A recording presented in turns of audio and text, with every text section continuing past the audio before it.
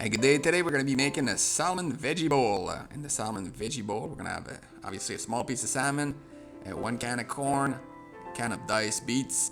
You can find diced beets in the supermarket, really easy, real good. You don't have to actually cook beets and cut them in pieces. And then 4 tortilla bowl and a few more things. Tortilla bowl, I'll show you another video how to make some. First, I'm going to start with my salmon. I'm going to put either salt or herba male on it just to get some of the moisture out. And generally, if I have time, what I'll do is I'll put that on and I'll let it sit for a little bit for the moisture to come out of it so it's not too soft when I put it on the barbecue. I'm going to put some olive oil on it just to prevent my salmon from burning when I put it on the barbecue. The way that I cook this salmon is very, very easy. I never try to put it over the actual fire, so I'll start one burner and I'll put it beside. And same thing if I do it in a smoker, what I'll do is I'll do it as indirect heat. So I'll put it away from the heat source itself and I'll just cook it radiant.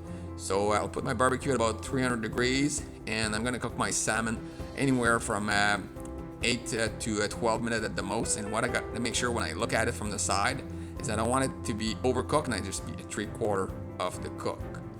So if you're looking at the rest, they're just basically just things that you can put into your bowl to make your meal. So you're looking at beets, corn, strawberry, about 4 cups of rice. This will make about 4 bowls. So a bowl is good enough for one adult for lunch. For supper, you may want to be a bit larger size. And that's about it. Have a good one. Take care.